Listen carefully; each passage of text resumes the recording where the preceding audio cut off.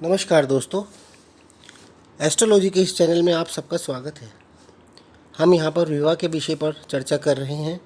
आज का हमारा विषय है कि विवाह से पहले लड़के व लड़की की कुंडलियों का मिलान क्यों किया जाता है, गुण क्यों मिलाए जाते हैं, इसकी क्या आवश्यकता है और इसका क्या प्रभाव पड़ता है, और यह सभी राशि व लगन वाली वर वधू के लिए ज़रूरी क्यों है। दोस्तों, आजकल दुनिया बहुत ज़्यादा फास्ट हो गई है।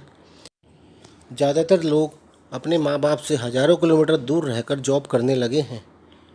उनमें लड़के व लड़कियां दोनों शामिल हैं और ऐसे में माँ बाप का कंट्रोल या निगरानी बच्चों पर ना के बराबर ही रह गई है। बच्चे वहाँ पर क्या कर रहे हैं, इस विषय पर जानकारी लेना बहुत मुश्किल है। आजकल ज़्यादातर लड़के व लड़कियां बिना विवाह के एक दूसरे के साथ रहने लगे हैं। उसे लिव इन रिलेशनशिप या कॉन्ट्रैक्ट मैरिज या कंसेंट मैरिज भी कह सकते हैं।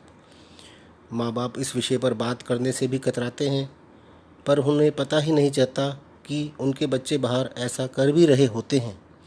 सब यही सोचते हैं कि हमारा बच्चा ऐसा नहीं करेगा, किंतु बाद में देर हो चुकी होती है और ऐसे विवाह की समाज में कोई मान्यता भी नहीं होती।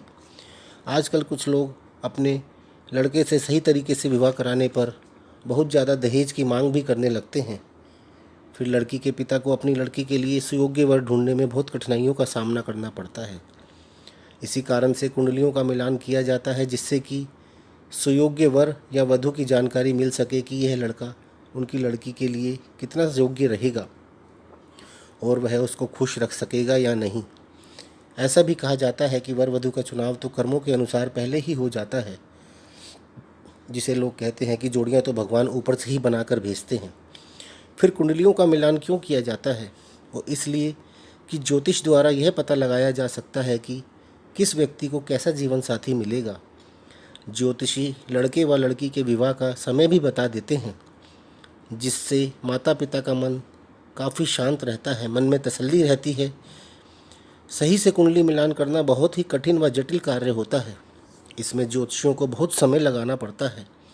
उसमें कई बातों का ध्यान रखा जाता है, जैसे कि वर व वधू दोनों की कुंडलियों को अलग अलग जांचना बहुत आवश्यक होता है, जिसमें कि संतान के सुख के बारे में, परिवार व ससुराल के सुख के बारे में, होने वाली वधू धर्म व अर्थ के क्षेत्रों में सफलता दिलाने वाली होनी चाहिए।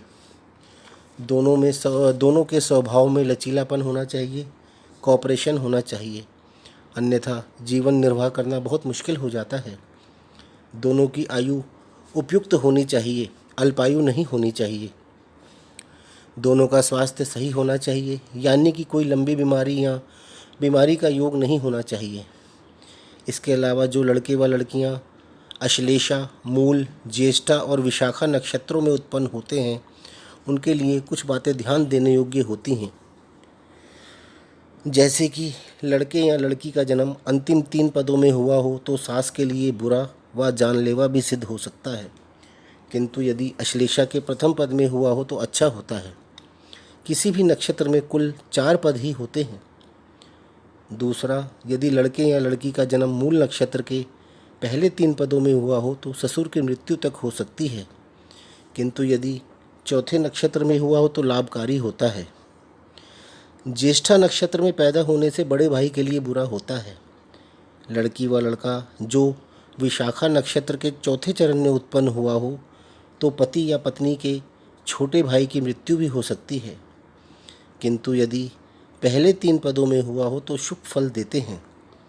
इस प्रकार से हम जान सकते हैं कि किसकी कुंडली में क्या दोष है, जिसे हम यह भी कहते हैं कि लड़का या लड़की किस पे भारी है या किसी पे भारी तो नहीं है।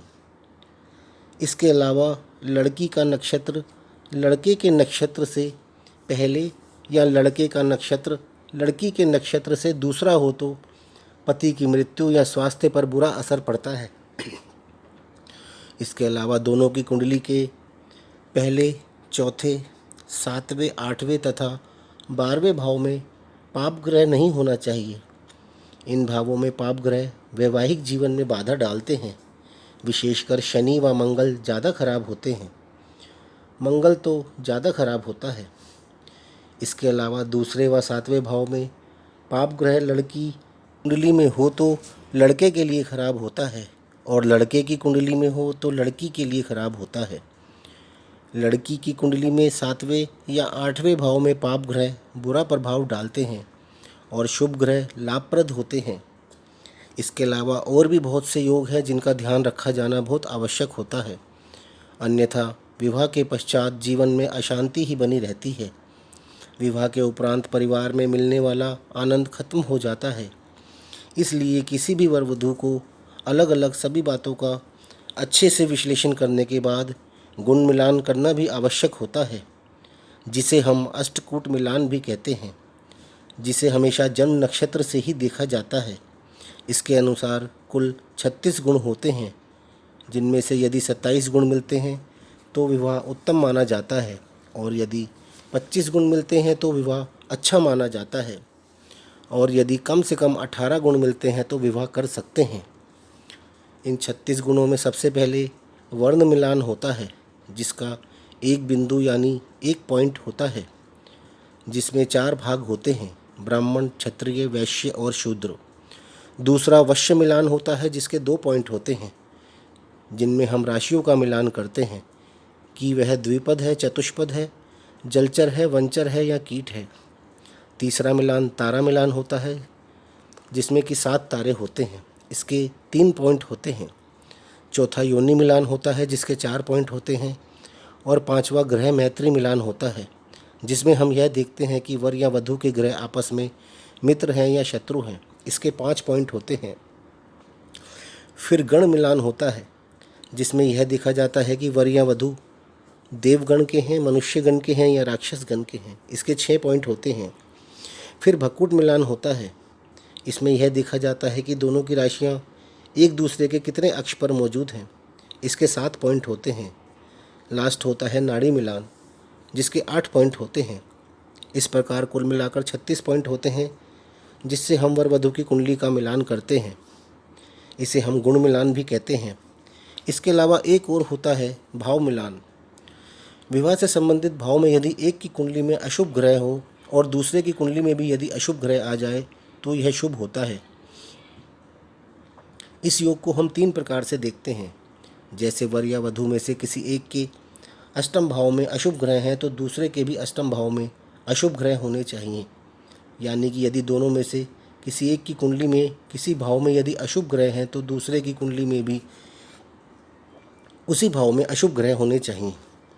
इसके अलावा एक की कुंडली के किसी भाव में यदि अशुभ ग्रह हैं तो दूसरे के ठीक सामने यानी 7वें भाव में अशुभ ग्रह होने चाहिए। जैसे एक की कुंडली में यदि दूसरे भाव में है तो दूसरे की कुंडली में भी अष्टम भाव में होना चाहिए। इसके अलावा एक की कुंडली में यदि किसी भाव में अशुभ ग्रह हो तो दूसरे की कुंडली में उसी भाव में शुभ ग्रह होने चाहिए और उस पर शुभ प्रभाव आ रहा हो। कोई अशुभ दृष्टि ना आ रही हो तो भी ये एक अच्छा मिलान होता है।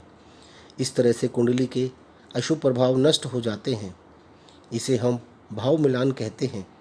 इसके अलावा मंगल दोष देखा जाता है, जिसकी चर्चा हम पहले के वीडियो में कर चुके हैं। इसके अलावा एक और महत्वपूर्ण विषय है, वह है दशा। वर और वधू दोनों की कुंडली में दशा देखिए कि आने वाले समय में उनकी किन ग्रहों की दशा आ रही है। ऐसे ग्रह जो कुंडली में निर्बल हों, पीड़ित हों और उनका संबंध सप्तम भाव से हो रहा हो, उनकी दशा शुभ नहीं मानी जाती है। नवमांश कुंडली में भी इसका विश्लेषण करना चाहिए। इसके अलावा एक योग और होता है, वो है विष कन्या योग। ऐसा कहा जाता है कि जिस कन्या की कुंडली में यह योग होता है वह वंश का नाश कर देती है। हालांकि आजकल इसका महत्व नहीं रह गया है। पहले के समय में कई लोग कुंभ विवाह, पीपल विवाह करके इसका उपाय कर लेते थे और कुछ लोग आज भी ऐसा करते हैं। आइए जानते हैं कि इसे कैसे देखते हैं।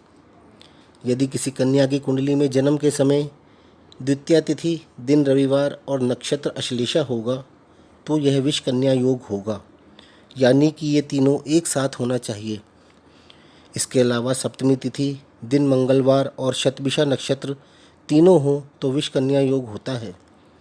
इसके अलावा द्वादशी तिथि, दिन शनिवार और कृतिका नक्षत्र हो तो विष कन्या योग होता है। इसके अलावा यदि लगन में एक शुभ ग्रह और एक अशुभ ग्रह हो और छठे भाव में 2 पाप ग्रह हों या अशुभ ग्रह हों तो भी विष कन्या योग होता है। इसे विष संज्ञक योग भी कहते हैं। यदि लग्न या चंद्र से सप्तम भाव में शुभ ग्रह या सप्तमेश आ जाए तो यह योग नष्ट हो जाता है। यह योग सिर्फ कन्या की कुंडली में ही देखते हैं, ना कि वर की कुंडली में। इन सब बातों को अच्छे से अध्ययन करके आप विवाह को उत्तम बना सकते हैं। अगर आप इन सब बातों को ध्यान में नहीं रखते हैं तो साइंटिफिक प्रॉब्लम्स आ सकती हैं, बच्चों में जेनेटिक प्रॉब्लम आ सकती हैं, जीन्स में प्रॉब्लम आ सकती है। इसलिए कुंडली का मिलान करके विवाह करना ही बहुत उत्तम माना जाता है। नेक्स्ट वीडियो में हम विवाह के समय निर्धारण या विवाह कब होगा इस विषय पर चर्चा करेंगे। आशा करता हूँ कि आपको यह वीडियो पसंद आएगा। यदि आपको यह वीडियो पसंद आया हो तो इसे लाइक अवश्य करें और साथ ही हमारे चैनल को सब्सक्राइब भी ज़रूर करें। धन्यवाद।